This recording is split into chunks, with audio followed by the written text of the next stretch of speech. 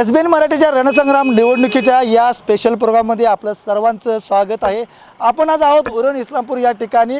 पाहता आपण या प्रभाग क्रमांक 2 मध्ये आज आपण आहेत। इथल्या काय नागरिक समस्या आहेत काय नाहीत हे आपण नागरिकांच्याकडून जाणून घेणार आहोत। महत्त्वाचं म्हणजे लोकनेते राजारामभाऊ पाटील वारसा असलेले या नगरीला जयंत पाटील यांचा वारसा आलेला आहे। गेल्या अनेक वर्षापासून जयंत पाटील या ठिकाणी मंत्री होते, त्यांनी अनेक निधी या ठिकाणी आणलेला आहे आणि या शहराचा विकास केलेला आहे। आज आपल्यासोबत नागरिक आहेत, त्यांच्याकडून जाणून घ्या की नेमक्या या प्रभागातल्या काय समस्या आहेत ते। नमस्कार, काय वाटतं आपल्याला या प्रभागातल्या आपल्या काय समस्या आहेत? आता आमच्या प्रभागात आत्ता डॉक्टर संग्राम पाटील म्हणून हे नगरसेवक आहेत। गेले 5 वर्ष अगदी उत्तम त्यांच्या वडिलांचा BA बापूंचा प्लस आमच्या साहेबांच्या नेतृत्वाखाली मार्गदर्शनाखाली त्यांचा वारसा चालवत आहेत। आता वरती जरी आमची सत्ता नसली तरी प्रभागात आमच्या भरपूर कामे डॉक्टर संग्राम पाटीलनं अगदी गटर ग्राउंड लेवलला उतरून त्यांनी पार पडलेले आहेत। पण एकूण जर ओव्हरऑल जर बघितलं तर आता जेवढी पण मोठमोठी इथं जी तुम्हाला वास्तू दिसतील म्हणजे कुसुमगंध बाग असेल, आंबेगाव उद्यान असेल, जलशुद्धीकरण केंद्र असेल, खोले नाट्यगृह असेल, नाट्यगृह असेल, इथं तुम्ही जाऊन बघितलं तर शिलालेखावर जयंत पाटील यांचं नाव दिसेल। पण आज तिथली पुढं जे आज ज्यांचं सत्ता होती त्यांना तिथं काहीतरी ते पुढं कंटिन्यू करताना किंवा ते जपताना जमून आलेलं नाही असं दिसून येते। कारण आता बागांची झालेली मोडतोड, गेलेले रंग त्यांचे, परत नाट्यगृहाची मोडतोड, आंबेगाव उद्यानात आता कारंजा बंद आहे, रेल्वे बंद आहे, इथल्या उद्यानात तेल कलर गेलेला आहेत, खेळणी मोडतोड झालेले आहे।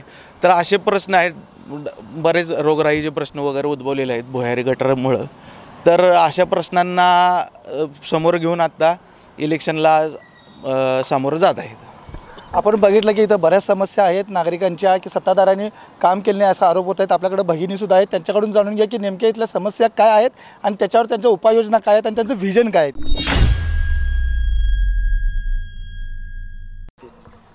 नमस्कार, मी संजना पतंगे। तर इथं खूप चांगल्या प्रकारे आपल्या साहेबांनी खूप चांगला विकास केला आहे। खरं तर हा विकास असं म्हणता येईल की साहेबांनी 2016 सालीच केला आहे आणि त्यानंतर जे काही झालं ह्या 9 वर्षात जी काही विरोधी पक्षनेत्यांनी जी काही उलटापालटी केली त्यामुळे पूर्ण आमच्या उरण शहराचा खूप प्रकारे नुकसान झाले आणि ते खरं तर नुकसान भरून काढलं पाहिजे। आमच्या प्रभागामध्ये प्रभाग 2 मध्ये आमचे डॉक्टर संग्राम पाटील दादा यांनी खूप चांगला विकास केला आहे। खूप चांगले रस्ते, पाण्याची चांगली सोय, गटारीची खूप छान अशी व्यवस्था आहे। त्यामुळे खूप छान प्रकारे आमच्या प्रभागामध्ये प्रगती आहे। आपल्यासोबत इच्छुक उमेदवार सुद्धा आहेत, त्यांचं व्हिजन काय आहे, याच्या अगोदर त्यांनी काय काय केले, सत्ताधाऱ्यांनी काय काय केले आणि नेमका गटारीच्या समस्या असतील, रस्त्याच्या समस्या असतील, लाईटच्या समस्या असतील, नेमकं त्यांच्याकडे जाणून घेऊयात। नमस्ते, मी डॉक्टर संग्राम पाटील।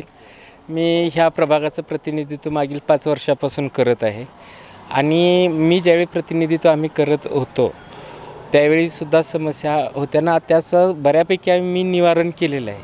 यातलं सर्वात महत्त्वाचं समस्या होती म्हणजे रस्ते। तर रस्त्यांची भुयारी गटरमुळं सगळं रस्ते खोदून गेले होते। जयंत पाटील साहेबांनी जिल्हास्तरीय नगरोत्थान योजनेअंतर्गत मला मंडले प्लॉट आणि चरापले बाजारच्या परिसरातील 32 रस्ते करण्यासाठी 88 लक्ष रुपयाचा निधी दिला आणि ते रस्तेसुद्धा मी उत्कृष्ट पद्धतीनं ते करून घेतले, चांगले रस्ते करून घेतलेले। त्याच्यानंतर राजेबागेश्वर नगरमध्ये जाण्यासाठी मुख्य रस्ता आणि आतील असणारे सर्व पोट रस्ते हे दलितेतर विकास कामामधून मी करून घेतले आणि ते सुद्धा गेले 7-8 वर्ष झाले रस्ते करून अजून उत्कृष्ट प्रतीचे रस्ते आणि अजून चांगले रस्ते आहेत। एखादा रस्ता गेल्या 2 वर्षात खराब होतो असं ते झालेलं नाही।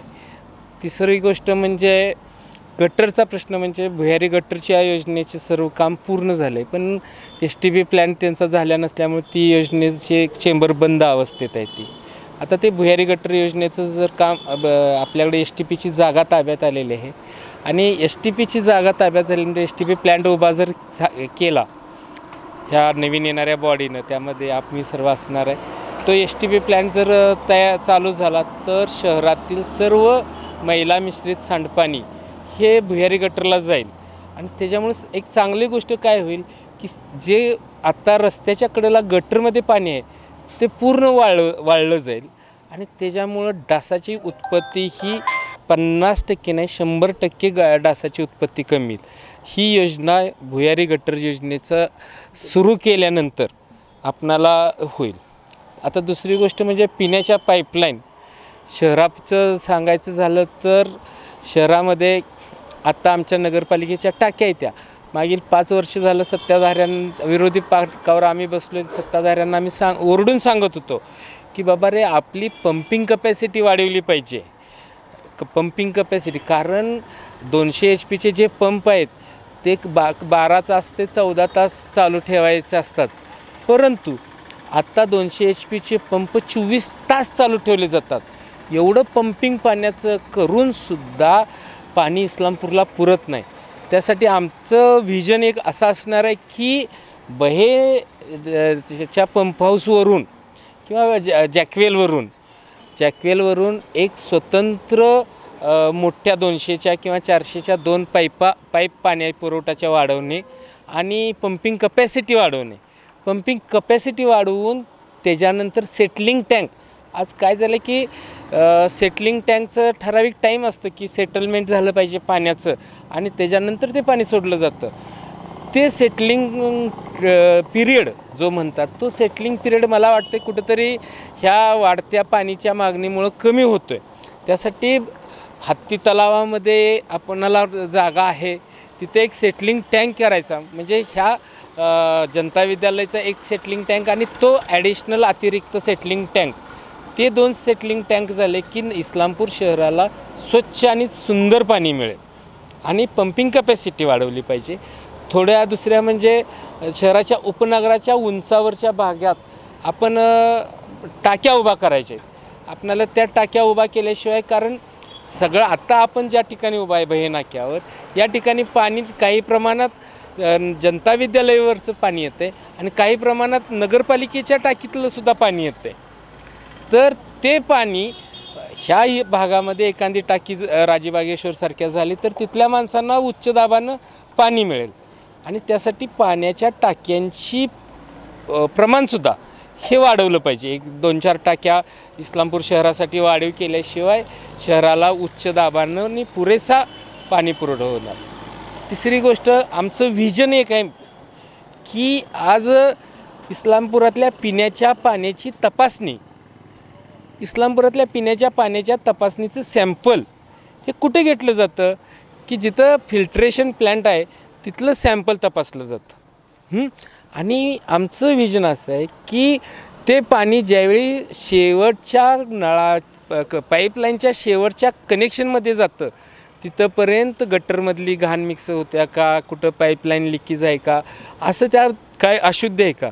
तर आमचं एक असं व्हिजन आहे की पाण्याची तपासणी आम्ही प्रत्येक उपनगरात माणसांच्या मागणीप्रमाणे, एखाद्या माणसाला वाटलं की डॉक्टर आमच्या घरात पाणी स्वच्छ येत नाही, आमचा नगरपालिकेचा माणूस तिथं जाणार, ते पाण्याचं सॅम्पल घेणार, ते सॅम्पल तपासून आणणार. सॅम्पलचा ॲक्युरेट रिपोर्ट झाला की मग समजा त्या पाण्यात काही पाण्याचे कनेक्शन कसं असतात ते गटरवर नसतात, काही गटरच्या मधून असतात. आणि एक छोटीशी गोष्ट तुम्हाला सांगतो की ज्यावेळी गटरमधली घाण काढली जाते त्यावेळी त्या खोऱ्यानं ती पाईप चिंबली जाते आणि त्यातनं बारीक पाणी लिकेज राहतं. ते लक्षात कुणाच्या येत नाही. परंतु ज्यावेळी पाणी निघून जातं त्यावेळी बॅक प्रेशर तयार होतं त्या मोकळ्या पाईपमध्ये आणि ते पाणी शोषलं जातं. असं मी आत्ता परवाच एकता कॉलनीमध्ये पाण्याचे कनेक्शन पाणी अशुद्ध यायला लागलं, मी शोध घेतला त्याचा, प्रत्येक गटरमध्ये कनेक्शन वाकून बघितलं तर मला जवळपास 6 ते 7 ठिकाणी पाण्याच्या पाईपलाईन लिकेज दिसल्या. ते सगळ्या लिकेजेस मी काढून घेतले, काही बंद केले कनेक्शन, आता पाणी स्वच्छ यायला लागले. म्हणजे अशी जी सिस्टीम आम्ही आमच्या वार्डात राबवणार आहेत तशीच आम्ही आमच्या पार्टीतर्फे इस्लामपूर शहरामध्ये राबवणार. सर्वात महत्त्वाचं, तुमचं पाणी स्वच्छ झालं, पाणी चांगलं प्यायला मिळालं की तुमच्या घरातले पेशंट कमी होतात, आजारीपणा कमी होतो आहे, रोगराई कमी होते. आता हे झाली पाण्याची. दुसरी माझं व्हिजन असं आहे आरोग्याचं व्हिजन फार महत्त्वाचं आहे. कारण आज आमच्या ह्या सगळा भाग मोठा आहे, पसर भाग म्हणतात ह्याला, उपनगरं ही दूर विखुरलेले आहेत. आणि शहराचा कचरा कसं होतं आहे की शहराचे 7 झोन आहेत, 7 झोनपैकी प्रत्येक झोनला आज 1 घंटागाडी आहे. आणि काही भागात तर अशी अवस्था आहे की 1 दिवस आडानं घंटागाडी येत्या. हे जर दिवसातून एकदा घंटागाडी, 7 घंटागाड्याची 14 घंटागाडी करायच्या, प्रत्येक झोनला 2 घंटागाडी द्यायच्या. म्हणजे दिवसातून त्या आमच्या भगिनींच्या दारात, आमच्या नागरिकांच्या दारात एकदा कचरा गाडी गेली की तो कचरा घंटागाडी ज्यावेळी जाईल त्यावेळी तो डम्पिंग स्टेशनला जाणार आहे.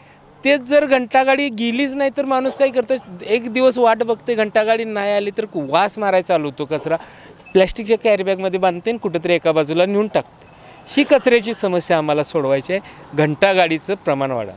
तिसरी गोष्ट करायची आहे आम्हाला की नाईटचं स्वीपिंग चालू करायचं आहे. स्वीपिंग म्हणजे काय, आज काय व्हायला लागलं आहे की महिला म्हणजे आमच्या लोटणाऱ्या भगिनी ज्या असतात त्या सकाळी 7 वाजता लोटायला चालू होतात. 7 वाजता शहर लोटायला चालू करतात आणि मग 10-12पर्यंत तोपर्यंत ट्रॅफिक चालू होतं आहे, वाहतूक चालू होत्या, गाड्यांचं पार्किंग लागलं जातं आहे. त्याच्यामुळं स्वीपिंग व्यवस्थित होत नाही. मग ती गाडीच्या खालचा कचरा तसंच राहतो आहे. आम्ही काय करणार आहे, मोरबीमध्ये मी ही सिस्टीम बघितली होती की एकदा मी मोरबीला गेलो होतो. तिथं रात्री पहाटे 3ला मी उतरलो त्या स्टँडवर. बाहेर चहा प्यायला आम्ही स्टँडवरनं आलो तर आम्हाला दिसलं की तिथं नाईटचं स्वीपिंग चालू होते. सगळे मोरबी शहरात रात्रीचं स्वीपिंग चालू असते. नाईट स्वीपिंग लागलीच कचरा गोळा केला जातो, लोटला जातो, कचरा भरला जातो, कचरा डम्पिंगला निघून जातो. 6, 6:30, 7 वाजेपर्यंत सगळं शहर चकाचक.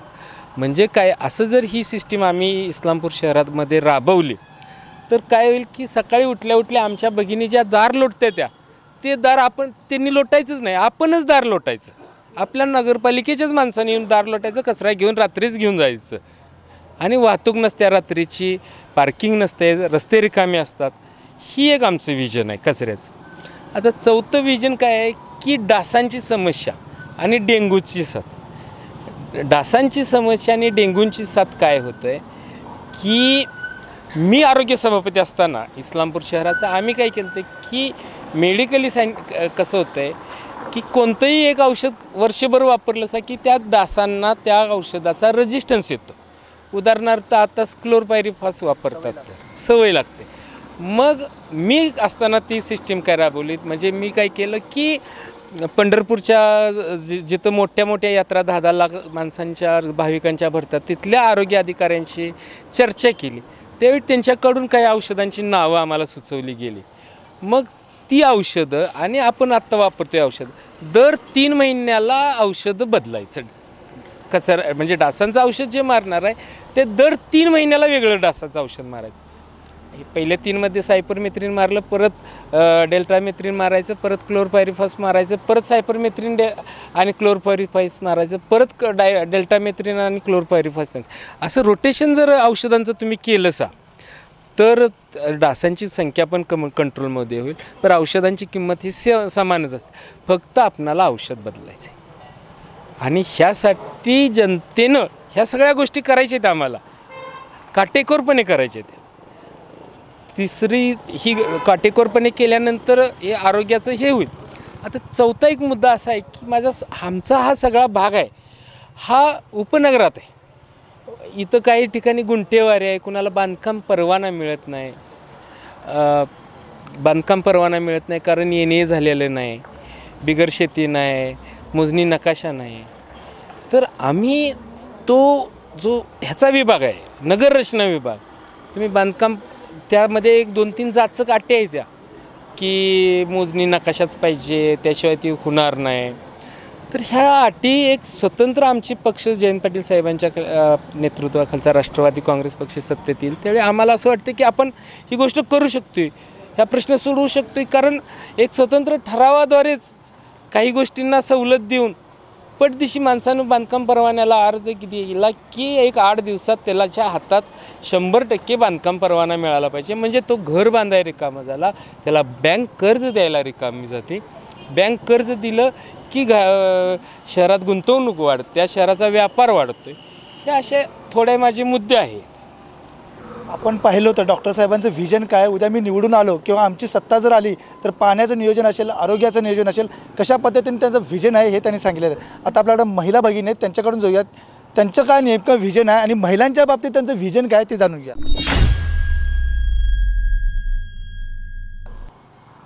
ते नेमकं महिलांच्या बाबतीत विजन काय डॉक्टर साहेबांनी बाकी सगळं हां सांगितलं. नमस्ते, रुपाली पाटील बोलते.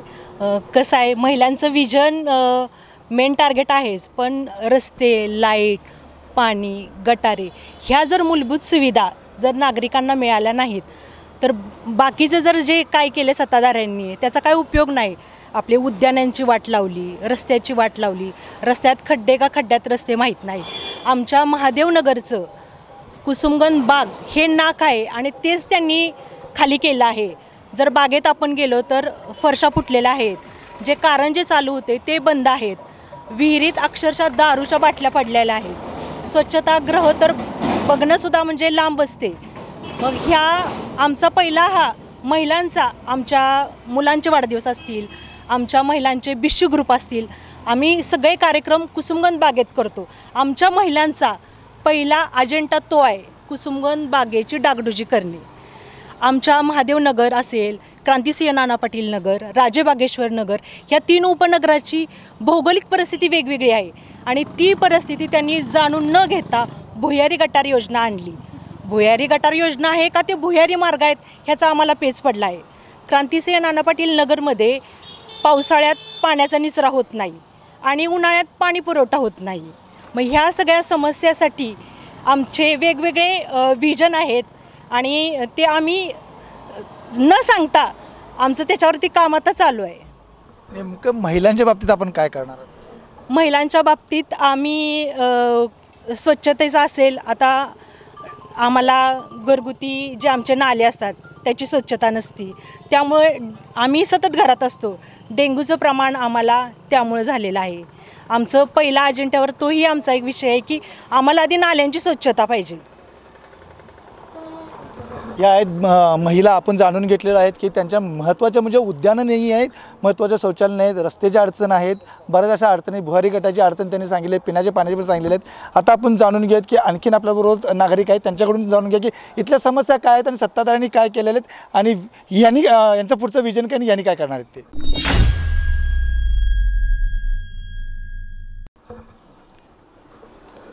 आपण प्रभाग 2चे नागरिक म्हणून नामदार जयंतराव पाटील साहेब ज्यावेळी पहिले आमदार झाले त्यावेळेपासून मी साक्षीदार ह्या भागातला आहे की साहेबांनी ह्या भागामध्ये एवढं सुरूला ह्या ठिकाणी पहिली एक पाईपची कनेक्शन होती आणि ह्या माळावरती एक चावी होती पाण्याची आणि एक चावी असताना त्यानंतर बी ए बापूंचा कालखंड याच भागात कार्यान्वित सुरू झाला आणि त्यांच्या नगरसेवक कारकिर्दीमध्ये जयंत पाटलांनी जो काही निधी दिला, जो निधी इतका प्रचंड देऊन ह्या भागाचा, या परिसराचा कायापालट केला आणि त्यानंतर संग्राम पाटलांची कारकिर्दी सुरू झाली.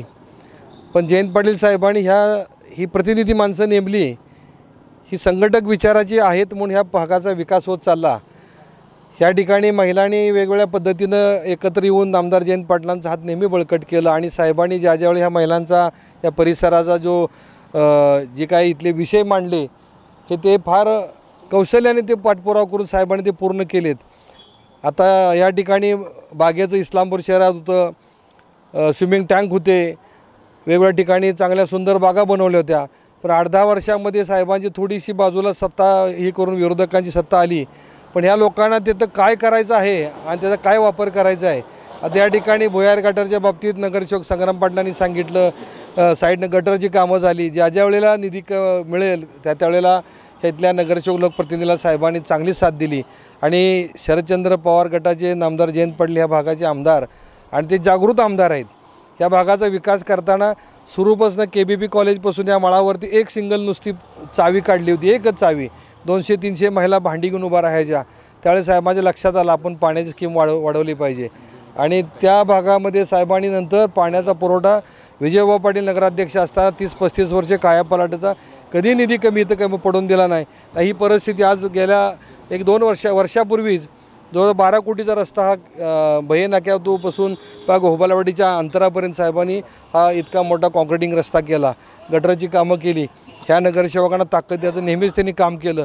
हिनी फाईल नेऊन टाकावी आणि साहेबांनी ते काम करावं अशी एक संघटना ह्या भागामध्ये सक्षम आहे. आता या ठिकाणी ही 2-3 महिला इच्छुक आहेत संग्राम पाटील उमेदवार आहेत, हे इच्छुक आहेत. ह्या सगळ्यांच्या पाठीशी आम्ही भक्कम उभा राहणारी मंडळी आहोत. साहेबांनीसुद्धा ह्या भागात काम करणाऱ्या पाठीशी नेहमीच आपलं पाठबळ दिलं आहे आणि ह्यासुद्धा महिलांनी आपल्या भागामध्ये काम करताना वेगवेगळ्या संघटना उभा करून साहेबांच्या पाठीशी भक्कम उभा केले आहेत. कामं हे होत राहतात, पण नेत्याचं हात बळकट करणं हे सुद्धा नागरिकांचं आणि इथल्या यांच्या माणसांचं काम फार महत्त्वाचं आहे. शेवटी सत्तेवरती आपला नेता नसला तर आपण खाली किती काही काम केलं तरी याचा पाठपुरा साहेबांनी कधी कमी पडून दिला नाही. आता इथं संग्राम पाटलांनी छान काम केलं आतापर्यंत. आता नवीन महिला या एकत्र आल्यात, ह्यांची संघटना फार चांगली मोठी होत चाललेली आहे आणि भाग काही शेवटी रोज वाढतो आहे.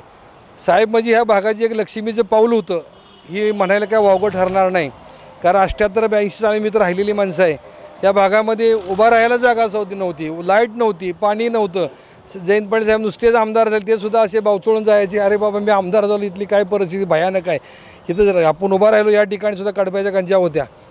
पण ही कमया कर्तबगार माणूस ह्या तालुक्याचा आमदार झाला, मंत्री झाला आणि ह्या माणसानं ह्या भागाचा नुसता इस्लामपूर शहराचं घेऊ नका, पुऱ्या तालुक्यात जर तुम्ही फिरला तर त्या भागात सुद्धा आम्ही ग्रामीण भागात सगळे रहिवासी आहोत.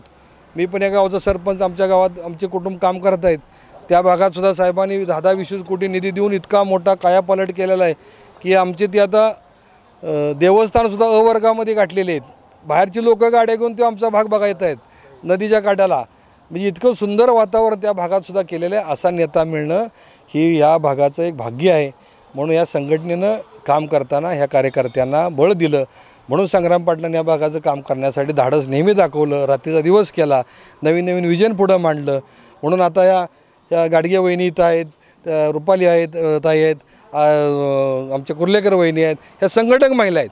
उद्या साहेबांनी कुणाच्या पाठीशी उभा राहायचं ह्या विषयावरती संघटनेत काम करताना महिलांनासुद्धा कुठं कमी पडलेलं नाहीत. महिलांनासुद्धा समाजामध्ये आलं पाहिजे, काम केलं पाहिजे.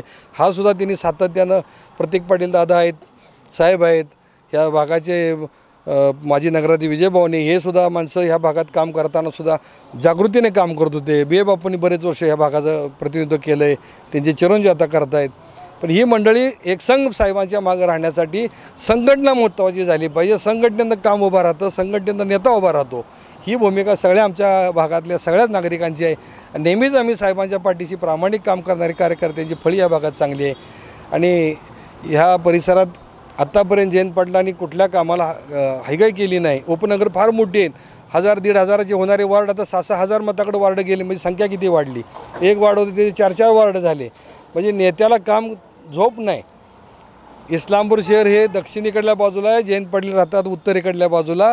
पण त्या घरामध्ये रात्रभर लाईट चालू असते आणि आम्ही सगळे लोक निवांत झोपलेलो असतो. कुणाच्या विश्वासावर? या एका मोठ्या नेत्याच्या विश्वासावर. ही भूमिका ह्या भागाची आहे. कधीही तुम्ही जावा, रात्री जयंत पाटलाच्या घराची लाईट चालू असती, रात्रभर त्या फायली चालण्यापासून PA असतात, साहेब असतात, चालू असतं. पण इस्लामपूर शहर निवांत झोपलेलं असतं फक्त जयंत पाटलाच्या विश्वासावर. म्हणून आम्ही सगळ्यांनी ह्या वेळेला निर्धार केलेला आहे की जयंत पाटलांचा नगराध्यक्ष झाला पाहिजे, जयंत पाटलाची संघटना उभा राहिली पाहिजे आणि या भागाचा परत एकदा विस्कळलेली घडी बसवण्याची ताकद त्याच माणसाकडे आहे. म्हणून आम्ही त्यांच्या पाठीशी भक्कम उभा आहे. जयंत पाटील साहेबांनी या शहराचा आणि उपनगराचा कशा पद्धतीने विकास केलेला आहे हे नागरिकांनी सांगितलेलं आहे. आता आपण जाणून घ्या की इच्छुक उमेदवार महिला आहेत, त्यांचं विजन काय आहे. साहेबांनी आतापर्यंत निधी आणलेला होता, यात कुठंतरी सत्ताधारी आता सध्याचे कमी पडले का हे त्यांच्याकडून जाणून घ्या.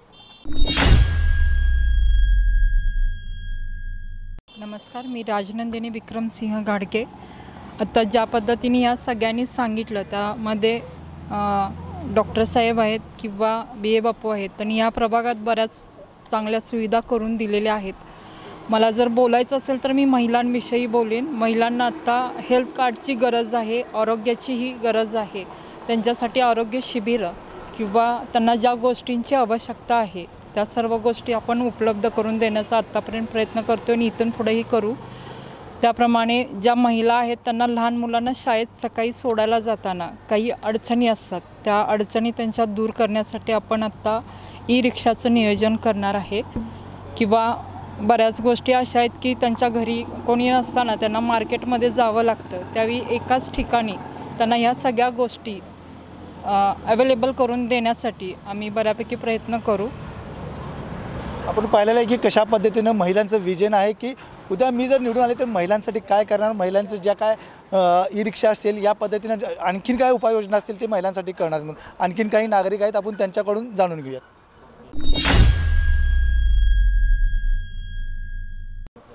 नमस्कार, माझं नाव भुवनेश पवार. मी इथं क्रांतिसेन नाना पाटील नगरमध्ये रहिवासी आहे मागच्या 12-13 वर्षापासून. तर इस्लामपूरमध्ये सर्वच पक्षांनी लक्ष देण्याची गरज अशी आहे की आजच्या डेटला आपल्या इथे सर्वात महत्त्वाचा प्रॉब्लेम आहे की गटर व्यवस्था हा खूप मोठा प्रॉब्लेम आहे. पाण्याचा निचरा आणि सगळ्यात महत्त्वाचं ट्रॅफिकचं नियोजन की त्याची खूप अत्यंतिक गरज आहे आज. कारण ज्या पद्धतीने मगाशी साहेबांनी सांगितलं की इथं एका वॉर्डात 6-6 हजार मतं झालं, त्या प्रमाणात वाहतुकीचं नियोजन, ट्रॅफिक नियोजन एक नागरिक म्हणून आम्हाला पक्षांनी ह्याच्यावर लक्ष देणं गरजेचं आहे, एक सामान्य नागरिक म्हणून. बाकी ज्या पद्धतीने त्यांनी कार्य केले त्यात आम्हाला काही प्रॉब्लेम नाही, ते झालेलंच आहे. पण ज्या बेसिक अजून ज्या गोष्टी आहेत, गटार म्हणा, बेसिक क्लिनिंग, हे सगळं अजून खूप विस्कळीत झालं आहे मध्ये सत्ता नसल्यामुळे. आणि तिथं जाऊन आम्हाला तसं त्यात माहिती नसल्यामुळे आम्हाला त्यात काही जास्त करता नाही आलं. आता ह्या निवडणुकीच्या माध्यमातून आम्ही ह्या टीमला सर्वांना सांगू इच्छितो की ह्याच्यावर जेवढं जास्त लक्ष करून जे करतील त्या पद्धतीने आम्ही त्यांच्याबरोबर राहू. नागरिकांच्या ज्या काही मूलभूत सुविधा आहेत त्या सुविधा करण्यास सत्ताधारी आता सध्याचे कमी पडले असं यांचं मत आहे. आपण आणखी महिला आहेत त्यांच्याकडून जाणून घेऊया की नेमकं त्यांचं विजन काय आहे, काय करणार आहेत. अगोदर साहेबांनी जो काय निधी आणलेला होता त्याचं नंदनवन शहराने केलेलं आहे, पण सत्ताधाऱ्यांच्याकडून कोणतंही काम झालेलं नाही असं त्यांचं म्हणणं आहे. आपण थेट त्यांच्याकडे जाऊया. नमस्कार, मी सौ गीता अविनाश पाटील. मी कमिटी मेंबर आहे. माननीय जयंत पाटील साहेब हे दूरदर्शी आणि अभ्यासू व्यक्तिमत्व आहे. हे आमच्या ईश्वरनगरीचं एक भाग्य आहे. आज साहेब ज्यावेळी 8 ते 9 वर्ष अर्थमंत्रीपद भूषवलेलं असं व्यक्तिमत्व आमच्या ईश्वरपूर शहरात साहेबांनी भरपूर अशा सुविधा आणल्या, बागा आणल्या, लोकांसाठी आरोग्य सुविधा आणल्या, पाण्याची खूप मोठी 24 तास पाणी इथं यावं म्हणून त्यांनी प्रयत्न केले. परंतु सत्ता बदल झाल्यानंतर जे काही आपल्याकडून चूक झाली, त्यानंतर जे काही झालं ते पाण्याचा जो प्रॉब्लेम मोठा झाला, भुयारी गटारं झाली, त्यामध्ये अशुद्ध पाणी, त्यानंतर रोगराई, ह्यामुळं खूप नुकसान झालं शहराचं. तर इथून पुढं येणाऱ्या भविष्य काळात माननीय जयंत पाटील साहेबांना इथले धडाडीचे उमेदवार देऊन या भागामध्ये कार्य करणाऱ्या व्यक्तिमत्वांना आम्ही मतदान करून या भागामध्ये पुन्हा एकदा नंदनवन या शहराचं होईल आणि या शहराचं नाव फक्त इथे या भागातच नव्हे तर अखंड महाराष्ट्रात व्हावं, यासाठी माननीय जयंत पाटील साहेबांच्या हातात बळकट व्हावेत, यासाठी आम्ही सर्व नागरिक प्रयत्न करणार आहोत. या महिलांनी सांगितलं की जयंत पाटील साहेबांनी ज्या पद्धतीने या शहराचा नंदनवन केलेलं आहे, मात्र सध्या सत्ताधाऱ्यांनी त्याचं खंडित केलेलं आहे त्यामुळे ज्यावेळी आमची सत्ता येईल ते पुन्हा एकदा आम्ही साहेबांच्या पावलावर पाऊल ठेवू असं म्हटलेलं आहे. आणखीन काही नागरिक आहेत, त्यांच्या समस्या आपण त्यांनी जाणून घेऊ. नमस्ते, मी अभिजित दिलीप कुर्लेकर. मला तुम्हा सर्वांना सांगायचं आहे की 2016च्या अगोदरचं इस्लामपूर आपलं जे साहेबांनी भरघोस निधी आपल्या इस्लामपूरला आणून दिलेला, ते गुण्यागोविंदानं नांदलेलं इस्लामपूर. आपल्या इस्लामपूरला येताना शेतकऱ्यांचं प्रतीक म्हणून शेतकरी उद्यान आपलं जयंत पाटील साहेबांनी तिथं स्थापना केलेली आहे. तर ती कशासाठी केलेली आहे की आपल्याला इस्लामपूरला येताना आष्ट्यातून येतील अथवा सांगलीतून येतील अथवा कोणीही पै पाहुणे आपल्या इस्लामपूरला येताना त्याला पहिल्यांदा स्मशानभूमी लागू नये, त्याचं येताना मन प्रसन्न व्हावं, त्यासाठी शेतकऱ्यांचं प्रतीक म्हणून शेतकरी उद्यान तिथं आपण बनवलेलं आहे.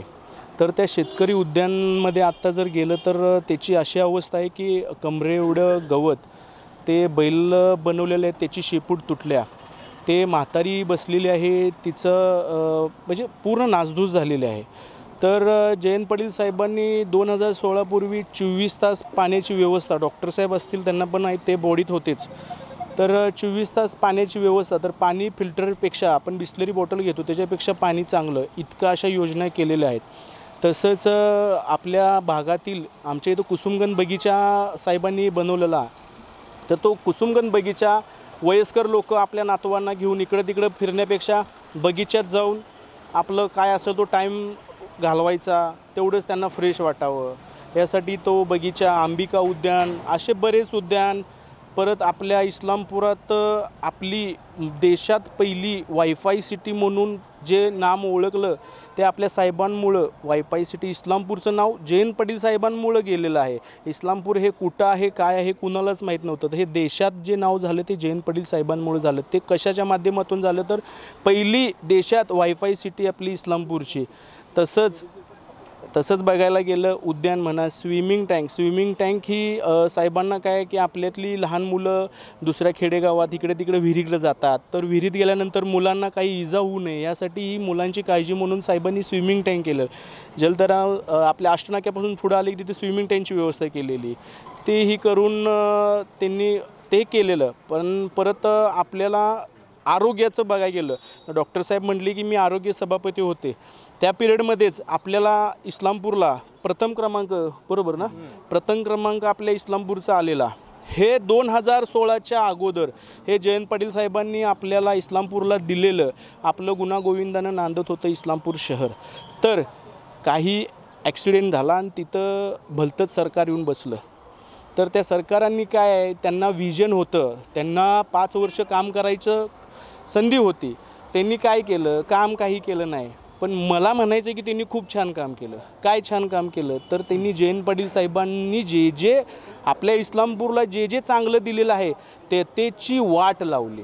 हे अतिशय सुंदर काम विरोधकांनी केलेलं आहे. शेतकरी उद्यान पूर्ण बिघाड आहे, अंबिका उद्यान पूर्ण बिघाड आहे, आपला इथला कुसुमगंध बगीचा पूर्ण एक आता ह्यांच्या पिरियडमध्ये जवळजवळ कामगार एका उद्यानाला 5-5, 6-6 कामगार असायचे, 6-6 कामगार असायचे. आता एकच कामगार आहे, तेनंच बंद करायचं, तेनंच आतलं सगळं बघायचं. बगीच्यात दुरावस्था पूर्ण, स्वच्छता नाही आहे. तर ह्या विरोधकांनी 8 वर्ष म्हणजे 5 वर्ष त्यांची सत्ता, आता 8वं वर्ष, 8-8-9 वर्ष झाले. तर त्यांनी फक्त जयंत पाटील साहेबांनी जी वस्तू आपल्या शहराला दिली त्याची पूर्ण बिघाड केलेली आहे. आता 24 आवर्स पाण्याची योजना पूर्ण बंद केलेली आहे. परत रस्ते उकरून अंडरग्राऊंड ड्रेनेज, डॉक्टर साहेबांनी सांगितलं ड्रेनेज पहिला काय करायला लागतो, उपसा. आपल्या इस्लामपूरचा उपसा कुठं म्हणजे किती उपसा ते पहिला मशीन बहुतेक, बरोबर ना साहेब, STP प्लॅन तो पहिला प्लॅन तयार करायला लागतो. तर तो प्लॅन तयार न करता की आपण ते उलटं करत गेले की रस्ते उकरत गेले. ते रस्ते उकरल्यामुळं डॉक्टर साहेबांनी आता सांगितले की पाण्याची समस्या वाढली. तर ते काय, तर त्यांना माहीत पण नव्हतं कसं असतं. हे काम करत असताना नगरपालिकेचा एखादा तरी कर्मचारी तुमच्याबरोबर लागतो. एकही कर्मचारी नव्हता. कर्मचारी होते तर दुसरेच होते, ते आता आम्ही तुम्हाला सांगत नाही आहे. ते उकरताना पाण्याच्या पाईपलाईन पूर्ण फुटल्या. पाण्याच्या पाईपलाईन फुटल्यानंतर त्यांची तरतूद असते, नगरपालिका काय करते की पाण्याचं पाईपलाईन फुटलं तर ते त्यांच्याकडून बदलून घेते, अन्यथा नगरपालिका त्यांच्याकडून पैसे जमा करून घेते की बाबा काय जर नासधूस झाली तर आम्ही आमच्या ह्याच्यात. तर त्यांनी आता जरी उकरलं तर लब्रं आपल्या टायराचं असतात ना तसले लब्रं. मग आता मला सांगा, असल्या ह्याच्यातून आपण पाणी प्यायचं, रोगराई वाढणारच. आता आम्हाला फक्त एवढंच म्हणायचं की आता डॉक्टर साहेब आहेतच आणि कोणी आपल्या नगरपालिकेचे नगराध्यक्ष प्लस आपल्या 30 सीटा ह्या ज्या जाणार आहेत आत, तर ह्या पहिला काय करणार आहेत, बरोबर डॉक्टर साहेब, की जी घाण केलेली आहे ती स्वच्छ करणार. हे मी तुम्हाला सांगतो, जी घाण त्यांनी भरपूर केलेली आहे. जयंत पाटील साहेबांनी जे काही पूर्ण दिलेलं आहे 5 वर्षात वाट लावून टाकली. साहेबांनी एवढे वर्ष त्यांनी लहान बाळाच्या गत जपलेला आहे इस्लामपूर, तर त्यांनी पूर्ण खराब करून टाकलेलं आहे. पहिलं आमचं विजन डॉक्टर साहेब ते असेल की जे घाण केलेले आहे त्याची स्वच्छता करण्याचे. जयंत पाटील साहेबांनी जे जे अतिशय सुंदर आपलं इस्लामपूर बनवलेलं आहे तेच आम्ही 2016 पूर्वीचं इस्लामपूर होतं हे आमचं पहिलं विजन असेल असं डॉक्टर साहेबांच्या वतीनं मी ग्वाही देतो. आणि की एवढं बोलतो थांबतो. आपण पाहिलं आहे की जयंत पाटील साहेबांनी जे काय व्हिजन होतं, ज्या काय सुखसुविधा इस्लामपूर शहरामध्ये केलेल्या होत्या त्याची वाट लावण्याचं काम विरोधकांनी केल्याचं यांचं म्हणणं आहे. आता महिला आहेत आपल्याकडून, महिलांच्याकडून सुद्धा जाणून घेऊया. नमस्कार, मी रुपाली वाटेगावकर, राष्ट्रवादी शरदचंद्र पवार पक्ष. मला असं म्हणायचं आहे की साहेबांनी इस्लामपूरमध्ये काही नाही केलं. तुम्ही बाहेरच्या सिटीमध्ये पण बघता. आता आमच्या इस्लामपूरमध्ये मी जिथे राहते त्या डाव्या हाताला गेलं तर आम्हाला स्टेडियम लागतं, इकडं पुढं फ्रंटला गेलं तर RIT लागतं, इकडं गेलं तर कुसुमगंध गार्डन आहे, अंबिका उद्यान आहे. इतका कायापलट म्हणजे साहेबांनी केला आहे की बोलू शकत नाही. पण आत्ता आम्ही सध्या ह्या 5 वर्षात म्हणजे इतकी अवस्था वाईट केली आहे त्या म्हणजे उद्यान असू दे, काही गोष्टी असू दे, म्हणजे आम्हाला अक्षरशः वाईट वाटतं ह्या गोष्टीचं. साहेबांनी खूप ह्यासाठी निधी दिलेला आहे आणि खूप चांगलं शहर राखण्याचा प्रयत्न केलेला आहे. पण ह्या 5 वर्षामध्ये जनता सगळी कंटाळलेली आहे आणि आम्ही सगळे आता बहुमतानं साहेबांसाठी आम्ही मत देणार आहे आणि साहेबांना निवडून देण्याचं काम म्हणजे मलगुण दादा असू दे कोण असू दे आम्ही निवडून देण्याचं काम करणार आहे. एवढंच, बाकी काय. जयंत पाटील साहेबांनी या शहराचा कायापाट केलेला आहे, मात्र सत्ताधाऱ्यांनी त्याचं नासधूस केल्याचं या महिलांचा आरोप आहे. आणखीन काही जण आहेत, आपण त्यांच्या प्रतिक्रिया जाणून घेऊ. नमस्कार, मी विक्रमसिंह घाडगे. आदरणीय जयंतरावजी पाटील साहेब यांनी ज्या वेळी ते मंत्री होते त्यावेळी ज्या शहराला कशा पद्धतीनं पालकत्व दिलं हे आपण सगळ्यांनी बघितलंच. पण त्यानंतर आता इथे जमलेल्या सगळ्या व्यक्तींनी आधी कशी अवस्था होती आणि नंतर कशी अवस्था झाली हे सगळं सांगितलं आहे. मी पुन्हा परत त्याच्यामध्ये जात नाही. महात्मा ज्योतिबा फुलेंनी सांगितलेलं होतं, विद्येविना मती गेली, मतीविना नीती गेली, नीतीविना शूद्र खचले. खरं तर मला एवढंच सांगायचं आहे की ही विद्याच नसल्यामुळं विरोधकांच्याकडं काय बरेचसे प्रॉब्लेम ह्या शहरामध्ये झाले. आधी काय करायचं आणि नंतर काय करायचं जर ह्या लोकांना कळालं नसेल, आधी रस्ते उकरले नंतर STP पंपाकडे गेले. आदरणीय डॉक्टर साहेबांनी आमच्या मित्रांनी सांगितलं की कामाची प्रोसेस कशी पाहिजे, कुठल्या पद्धतीनं कामाची सुरुवात झाली पाहिजे, कामाचा विचार कसा मांडला गेला पाहिजे आणि काम कशा पद्धतीने इम्प्लिमेंटेशनकडे नेलं पाहिजे. या सगळ्या गोष्टीची विद्याच नसल्यामुळं बऱ्याच वेगवेगळ्या कल्पना भाषणातून सांगितल्या गेल्या की शहराला आम्ही 8 बाजूनं कमानी देणार आहे. मला एवढंच म्हणायचं आहे की शहराला कमानी देण्याचं काम तर झालं नाही, पण या शहराचा मान कमी करण्याचं काम या विरोधकांच्याकडनं झालेलं आहे. माझी एवढी इच्छा आहे की परत ही सत्ता आदरणीय डॉक्टर साहेब असतील, आदरणीय BA बापू असतील, कैलासवासी विजयभाऊ पाटील असतील यांनी ह्या प्रभागामध्ये फार काळजीपूर्वक आणि हा प्रभाग आपलं कुटुंब आहे अशा पद्धतीनं सगळ्यांनी तो सांभाळलेला आहे. तर पुनश्च एकदा आदरणीय आनंदराव मलगुंडे दादाजी साहेबांनी उमेदवार दिलेत, त्यांना ते बहुमतानं तर येणारच आहेत, पण उच्चांकी मत त्यांना या प्रभागातून सगळ्यात आम्ही लोक देणार आहे एवढी ग्वाही देतो आणि थांबतो. आपण पाहिलेलं आहे की नागरिकांच्या काय समस्या आहेत, काय नाहीत, सत्ताधाऱ्यांनी काय केलेलं आहे आणि विरोधकांना काय त्रास झालेला आहे. त्यामुळे जर का आमची परत एकदा सत्ता आली तर आम्ही जयंत पाटील साहेबांचं जे काय व्हिजन होतं, अगोदर जे काय केलेलं होतं तेच व्हिजन याच्यापुढे आम्ही त्यांचं स्वप्न साकार करणार असं म्हणत आहेत. आता आपण पाहूयात पुढच्या वेळी याबरोबर निवडणुकीच्या रणसंग्राममध्ये. तोपर्यंत नमस्कार.